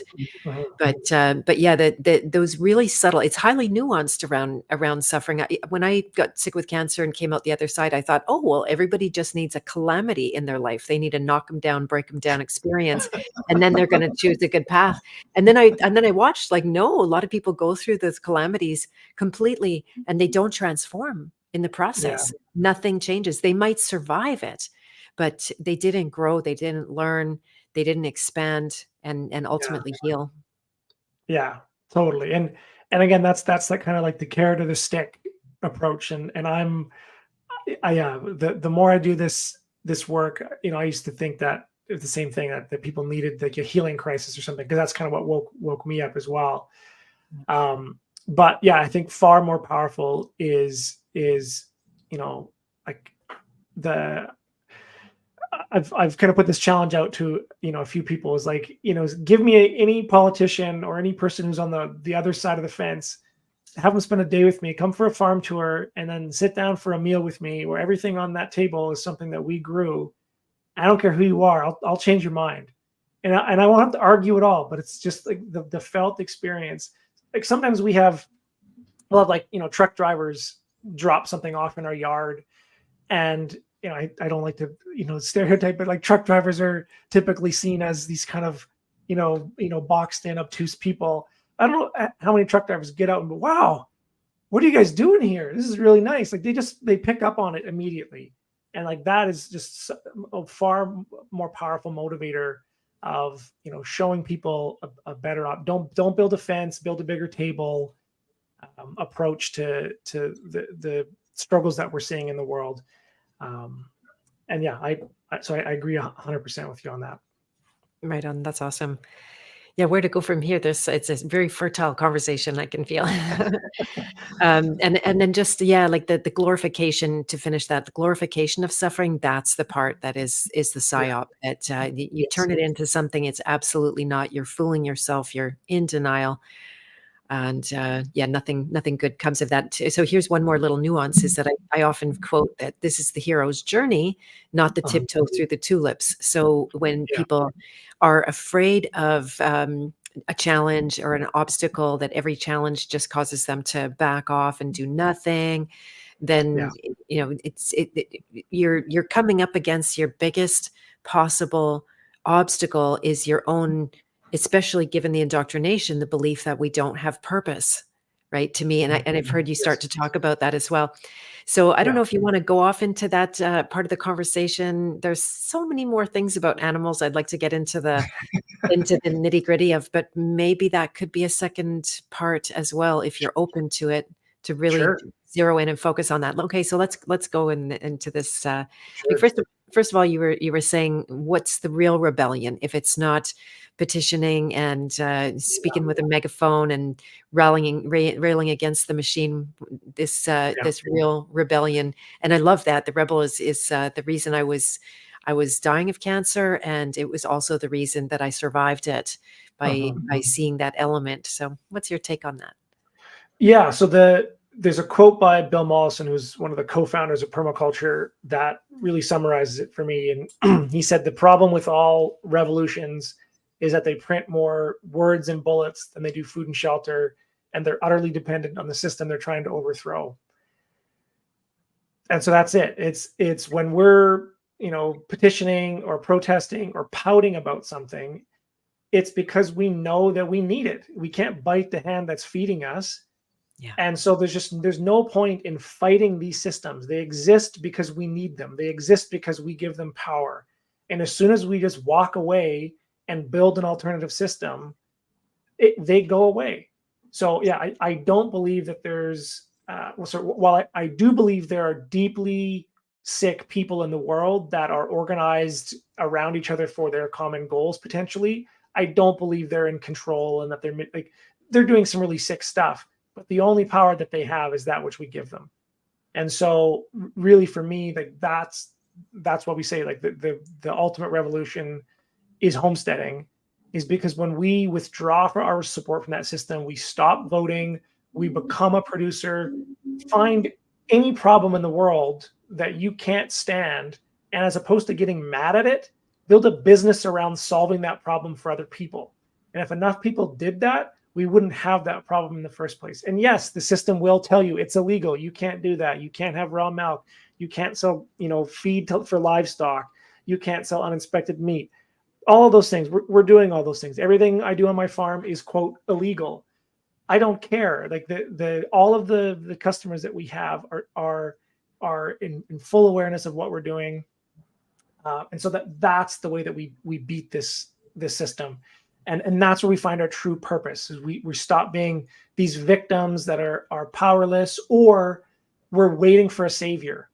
We're waiting for the good guy to get into power, or whoever it is to come back and save us from ourselves. No, we're the ones that we're waiting for, and we just need to pick it up, and not to suffer, not to go into this whipping ourselves because we deserve this.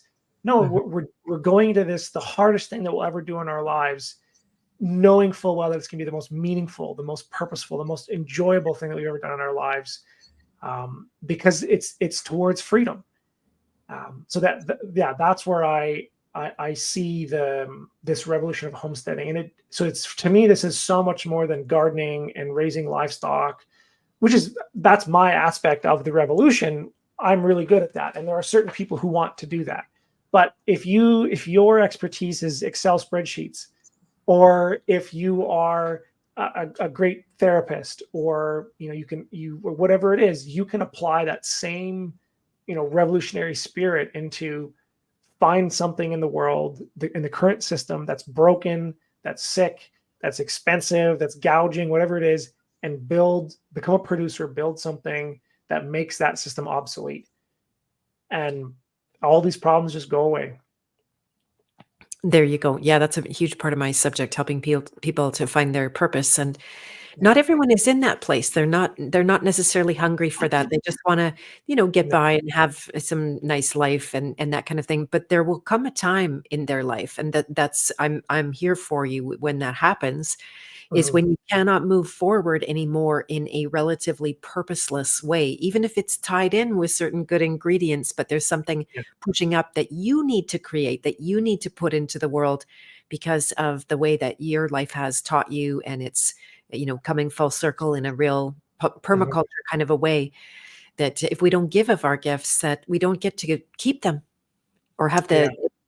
have the satisfaction of keeping them, which I think is the big thing. So yeah, it's a very Yeah. big part of it. And mm, let's see if there's anything else. Oh darn! If you still have some time, I could go back to some of those more micro questions that I had too. But the whole spiritual side of farming, being on the land and being part of that ecosystem. Here's one thing that a good friend of mine. Shout out to Benjamin Balderson, who's an alchemist, and he does, in fact, see a very, very big difference between animals and humans, which has been classically weaponized against us to separate us from Yeah. nature and not see how we are part of that and make us a demon against nature. Very convenient. Yeah. But he would say that the human being is like the only animal that is half spirit and half animal. Do you have any? Oh darn! AI is muting me. Stupid. Um, so yeah, I've gone back and forth on there's various kind of schools of thought that try to find what makes humans different from animals, and like if there's a difference. And some people say it's reason, and that animals don't have the ability to reason. But then there's experiments that show that for what is it? I believe they're like blue jays have the ability to like hide nuts, but if they see another blue jay watching them, they'll hide the nut, pretend to hide it, or they will hide it, and they'll come back later and they'll re-hide it because they knew someone was watching them. And so there's all these different things that the more that we understand about nature, the more we start to realize that there's less and less distinction between humans and animals, at least from my perspective. And so to me, yeah, I've kind of lost that desire to find what makes us different and better than or worse than, which is in my book. I talk about that as like the degenerative or the sustainable paradigm. The degenerative paradigm is we are better than nature. The sustainable paradigm is we're less than nature. And the current paradigm that I try to live in is that we are nature, and that there's no more difference between us and a beaver than a beaver and a mouse. I don't see it. And if you spend any time with animals, you recognize they have personalities that are completely different from each other. They have a sense of humor. They have the ability to reason. They have memories. They feel deeply. There's videos of gorillas that they've taught how to do sign language, and like then when like they gave it a pet cat, and when the pet cat died and they had to explain it to the gorilla was like depressed for days and like cried. And it's like, so that I don't see much fruit going down that avenue of trying to find what makes us different from the other species on this planet. I think there's much more benefit to be found in how do we create win-win relationships, not only with other human beings, but with other organisms on this planet, whether that's plants or animals or bacteria or fungi. That's really what drives me, and I'm less interested in trying to put us at the top of the pyramid.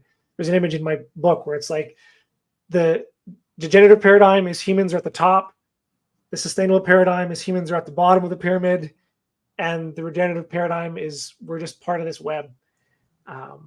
Yeah.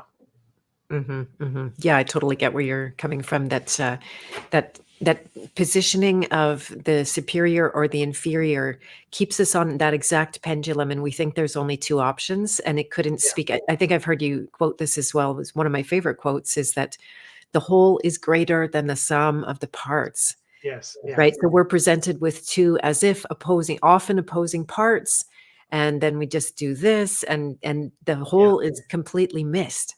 Exactly. Yeah. And that's that false dichotomy that is we get caught in with almost every aspect of the systems that people are fighting with, whether it's the petitions or the pouting or the protesting. Is just going back and forth. But as soon as you see there's a third option, which is exit and build, just do what you want, find other people that resonate with you. And, my guiding principle is mutual consent, mutual benefit for all my relations for all time. It's like, that's the guiding principle behind every action that I take. That's all that I care about. And that's all I'm doing is I'm trying to find more people that resonate with that, that don't want to force me to see things their way, but are rather just trying to find a way. Can we, regardless of our differentiating views or difference in genetics or our different skills and abilities, can we find a way to work together that's better for both of us? Amen to that. And are you in the process of building a community out at all? Do you have that vision? I mean, yeah, we're doing it day by day. Like Mhm. in my businesses, with my customers, with my family, yeah, in all my relationships. We don't have a website or beyond our buildingyourhomestead.com. We don't have like an online community or anything formal, but that's what's beautiful about it, is it's just decentralized. Yeah, so whether it's one of my suppliers that I buy fish meal from, or my parents or my siblings, that's what I try to incorporate on a day-to-day basis. And that's been just transformative for my relationships. It's not this battle over crumbs. It's how do we make a bigger pie. Nice, nice. And then that communal living on the land, does that not appeal? Yeah, I Mm, mean, there is that. Like I farm with my parents. My one sister lives on the farm, or on a part of our farm. My other sister wants to buy the acreage that we grew up on. Right now, my current property is about 15 minutes away from the home farm, but my goal is to buy the property right next to where I grew up as well. So yeah, we are actively trying to build a community around that area, and there's other land for sale for us that I'm trying to encourage colleagues and friends to buy, because I think there's so much value in that community aspect. But yeah, it's not like the typical eco village or anything like that. Like, I still believe in the principles of private property and individualism and stuff like that. I think those are key to having healthy and enduring communities. But absolutely, yes, there is a strength in community, and particularly when it comes to trying to raise a young family. The old quote that it takes a village to raise a child. It's so true, and sadly, the push out of the cities, which is a good driver, people are losing a lot of those community ties that was probably some of the best aspects of living in the city. And it's hard when you move into the countryside, where that community dynamics has been destroyed for the last 100 years with the movement to the city. So yeah, we are trying to build that up. My sisters are homeschooling now, and yeah, absolutely. nice, that's good. And I was told at one point that say we're looking at a total collapse of the system, which is that apocalyptic Yeah, vision that I'm not even super convinced of, and I certainly won't spend all my days fearing it. yeah, But that if we had to be completely on our own, say tomorrow, like you're done, you don't get shipments of fish meal, you don't get yeah. anything from the outside. How big of a community do you think it would require, with, of course, assuming a range of skills among them, that it Mhm. wouldn't be, yeah, that how many Yeah. people do you think it would take?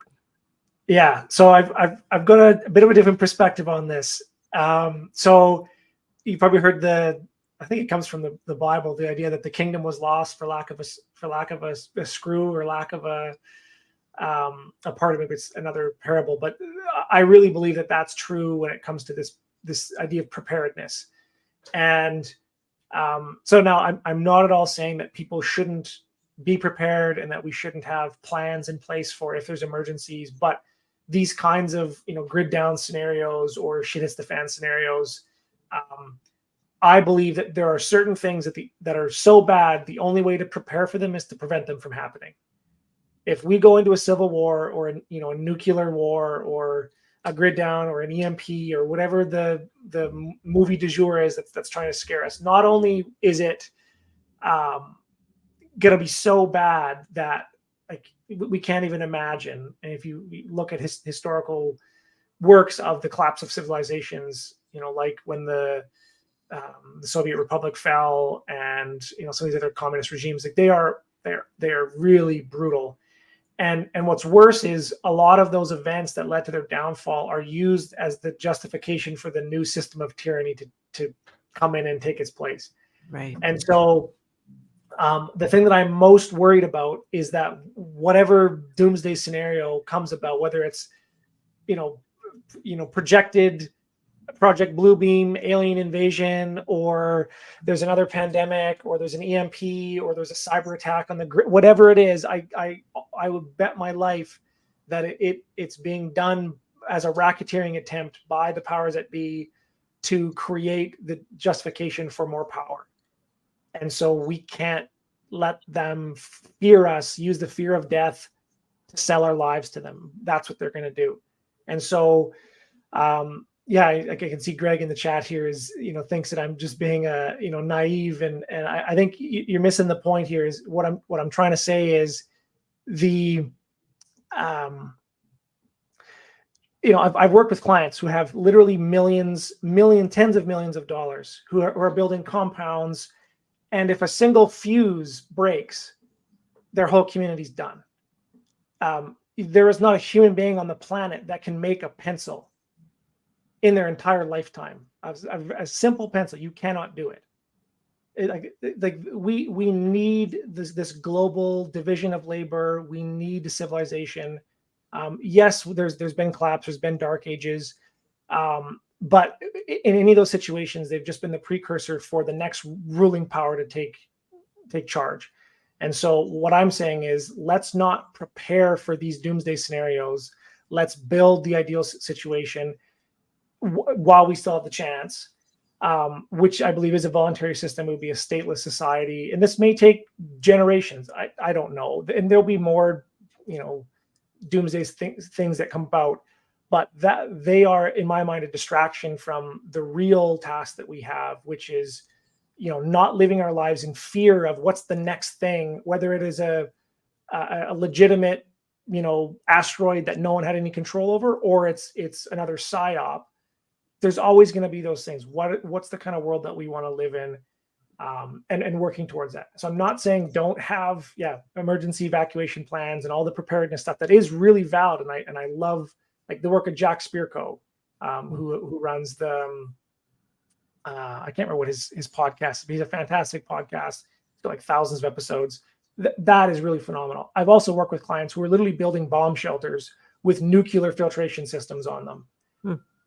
And in my mind, it's like, what if we took that energy, that time and the thought and the money going into those kinds of infrastructure, and we put it towards how do we develop conflict resolution strategies? Right. What if we stopped stockpiling bullets and we started becoming essentially mental Jedis, where when the police come kicking down our door or whatever mob comes through, we can reason with them and we can connect with them on a real level and bring them to our side. And this may sound really idealistic and pie in the sky, but if you read books, on trauma therapy and some of this work on restorative justice, or there's a fantastic book by Chris Voss, who is a 25-year veteran, who was an FBI hostage negotiator, who's literally would get terrorists, people who are cutting off people's heads, raping women and children, through nothing more than he calls it tactical empathy. He would get these men to turn themselves in. And so if those are the kinds of things that we're preparing for, that will be a very different world than, I can't remember who said it, but it's like bullets, beans, beef, and bullion. I don't want to live in a world like that. I don't want to live in a world where I have to come out of my nuclear bunker and rebuild civilization. And then you look at the all these movies that are done around this, it's all around that. There's no, even like the Star Wars movies, there's always like a bad guy and a good guy. Exactly. And I think that false dichotomy is what's going to set us up for the next reset that is in the works, where there's going to be some kind of, oh no, the bad guys are going to get us. Give us your freedom for security, and we'll make the bad guys go away. Versus this taking responsibility, becoming a producer, getting out of this false duality of good and bad, and realizing that, like another razor of mine is never attribute to evil that which can be adequately explained by trauma. I don't believe that these Satanists and all these other things are ruling the world. I think they are deeply hurt people that, yes, they've had lineages of terrible trauma, in many cases purposeful trauma, like the MK Ultra stuff. But the solution out of that is not to fight them. It's to, again, not saying I'm not being a pacifist here. You absolutely have the right to defend yourself, but we're not going to shoot our way out of this with the U.S. military against us, or the drones that they have. It's just that to me is completely unrealistic. Our only hope in my mind is this kind of, not building fences, building bigger tables, showing people the alternative, having a real community that's working without a state, without some kind of a hierarchy where some person's in charge, and figuring out the complications of that, and then letting that scale up, eventually to maybe a watershed, and then a region, and then maybe we start to get continents. And there's already projects like this that are happening. So yeah, that's my approach to this kind of doomsday preparedness scenarios. Is I put a lot less effort now and thought into thinking about those situations and how to survive the zombie apocalypse. And it's more about, how do I build the world that I actually want to live in. Spoken like a true king hero. Yeah, there's a lot of overlap between our thinking and, when something's true, it's got to be true at every level. It's to me, that's the basis of it. And maybe the last thing I'll say before I start to let you go and close up is around predators and prey. And when you have an excess of predators on the land, then we know that just shooting them all doesn't work. We were talking about that before, predators in the garden or anything like that. And it's the same with our tyrants, or, quote unquote controllers, that it's not a matter of doing away with them, but how would you frame that? Is it like bringing a balance? Because I actually have a different take on balance, that balance always exists, that you cannot create balance. It is like a law of nature. But it's just like, what kind of balance do you want, that would actually support life? Yeah. So just to understand your question, do you mean like the quote kind of cabals, or these powers that shouldn't be? Like, are you asking what their role is in our ecosystem? Is that what you mean?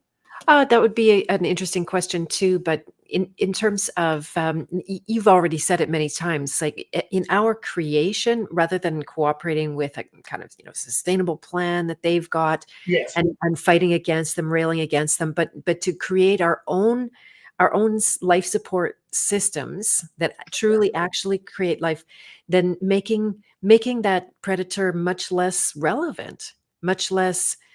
They don't have a function. Say, if we're not all starving and going to the grocery stores, then they don't have to come up with fake food solutions, for example. Yes. Yeah, exactly. So that, I think, from what understanding is that is how we beat the system, is we don't need them.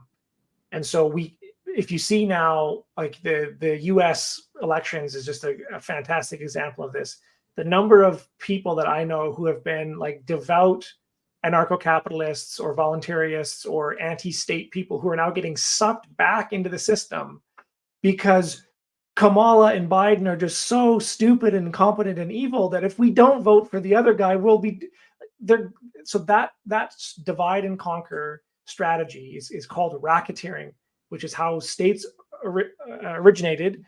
And you can all imagine this. So you've got this beautiful community that's basically self-sufficient, and it's the Shire or whatever. And then one day this group of knights rides through your town, and they say, oh, by the way, would you like any of our protection services? And they say, protection services? Why? We don't need that. There's no bad guys around. Okay, take care, have a nice day. The next night they get invaded by a group of people on horseback, and they rape and kill and pillage. And the next day they come back, oh no, you guys were attacked by somebody. Well, tell you what, the next time they come around, you give us a call, we'll protect you.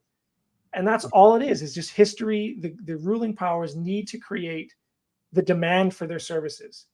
And that's what racketeering is. And so whether it is a virus or aliens or immigrants or Biden and Harris or whatever it is, there's always going to be some boogeyman that they're going to try to conjure into existence to justify why we should give them authority over us. And I am saying here that no matter what boogeyman comes over that hill, we have to be in a position more having food in the freezer and or in the cold room or whatever, that'll help. But this is more of, in my mind, an ideological and a spiritual state that we have to be in. When we see whatever thing is going to come, whether it is literally an invasion from China or whatever it is, there's so many of these storylines that they could just pull a lever on, whether there is manipulation or whether it is just organic and random happenings. It doesn't matter. We have to be ready for that. When that time comes, that we'll be strong enough in ourselves and our communities to say, no, even though this may be a real thing, the solution of us, locking down in our houses for 2 years and being forced to take vaccinations or whatever it is, whatever their solution they're proposing, even if it was 100% true and valid, it would be far worse than the alternative. That's what I'm proposing here, and that is a difficult place to get to. I think homesteading and being able to be a producer at some level is a big part of that. But there is also a lot of cognitive and spiritual or somatic emotional work that needs to be done to look at the capacity in ourselves that could do the same thing, that has the potential to be a tyrannical king. And so that's what I always say is like one of the best things you can do is get animals to see what kind of king you would be. Because when an animal isn't doing what you want it to do, you can't reason with it. You have to find a way to communicate. And it's really easy to just get a prod or a machine or something to force them to do what you want. And it will always result in pollution and more suffering, and the animal won't trust you. Or, and again, this might seem like pie in the sky. You can look at, there's other animal trainers like Buck, or there's programs you can take for how to train animals, where people can literally go to animals that are so crazy, they would almost, like horses that would almost kill somebody, and within 5 minutes they can be riding them. Because they're essentially Jedis. Like they can literally connect in an emotional and potentially a psychic capacity with these animals and build that trust. And we can do the same thing with other human beings. This may seem wooey, but again, read that book by Chris Voss of a 25-year FBI veteran who's done this work. And that's the way that we're gonna, quote, win this situation, is by making these enemies our friends. And it's really scary. And you can see in the chat here of just the lengths that people will go to. The ends justify the means, basically, of yes, but this problem is so big and bad. If we don't do this thing first, even though it's bad, they're going to get us. And that's where they got you. Whether there is a ruling cabal or whether this is really just, sick people that are troubled children that didn't work through their problems, that now have the power of million-man armies behind them.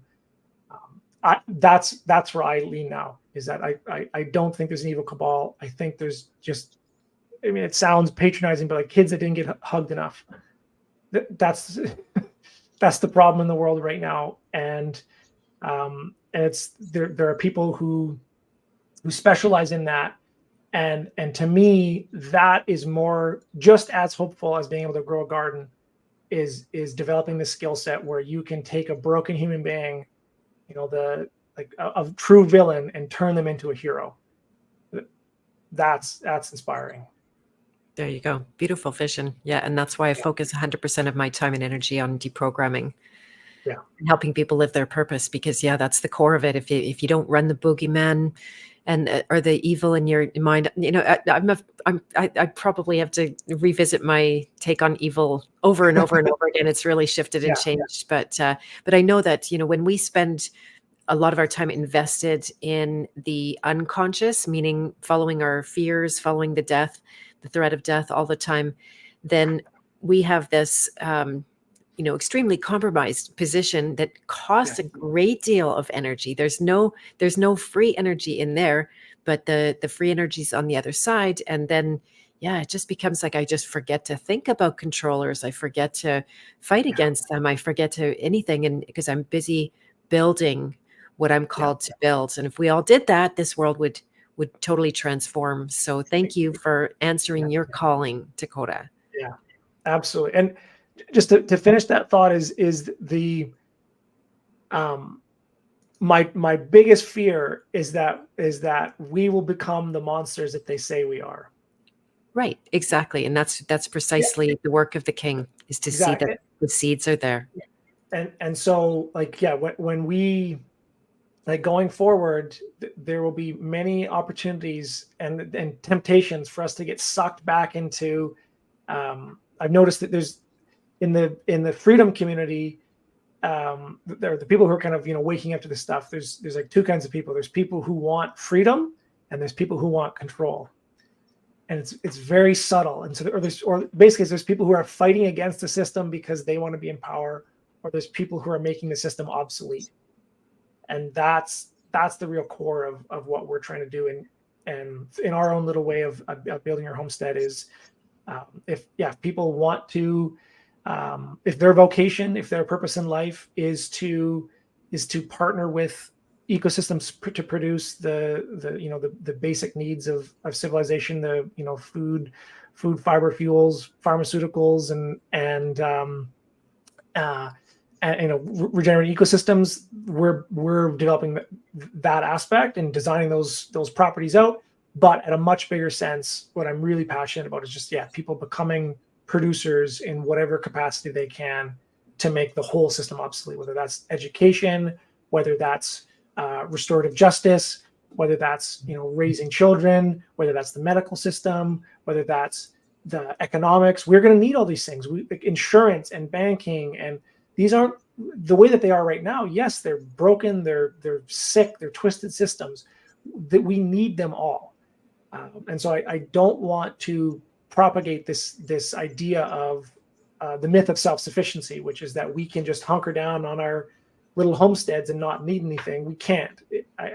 That is a in my mind a naive vision for the world. But to build this larger ethos around freedom, purpose, and abundance, that's what we're passionate about. Amen again. I love that. What a beautiful conversation. Thank you so much, Takota, for joining me. Can you let people know how to work with you if they want to, if they say are looking for land, or they're looking how to develop a piece of land or create their own homestead or be part of the producer mentality? How do they follow up on working with you? Yeah, so the best place is to go to our website, buildingyourhomestead.com. It has all of our service offerings. It has all of our socials. There's lots of free resources on there. I've got links to our podcast, my YouTube channel, all the different ways you can learn more or work with us is all on our website. Okay, perfect. Fantastic. Well, thank you everyone for joining in the chat as well. And I'll keep you posted. There's a House of Free Will event for any of my members out there that's going to be postponed this week because somebody's not well enough to do that. We're having a movie event. We're actually going to watch The Big Short on Sunday. So if you're not, with the commentary by Brennan Sterling on what's actually real in that economic take on the 2008 crash. Yeah. Or not. And so you can find in the show notes, in addition to all of Takota's links, you can find my link to apply to become a member of the House of Free Will. And yeah, if you would join me for a part 2, if we could schedule that at your convenience, and then just go really deep on animals, because I want to get this big time. Totally. And yeah. What else was I going to say? I wanted to give a shout out to my son, who does the intro and the extra videos for here. And part of my deal for using them, his they're not original. Actually, the last one is an original song, is to ask you guys to sub to his YouTube. So I'm putting that link in the chat here. Shout out to his name is Psycho on YouTube. I have no control over that. But yeah, guns, knives, and guitars is his thing. Okay. So yeah, awesome. Yeah, very good. Have a beautiful rest of your day, everyone, and thank you once again, Takota. My pleasure. Okay, thank you. You too.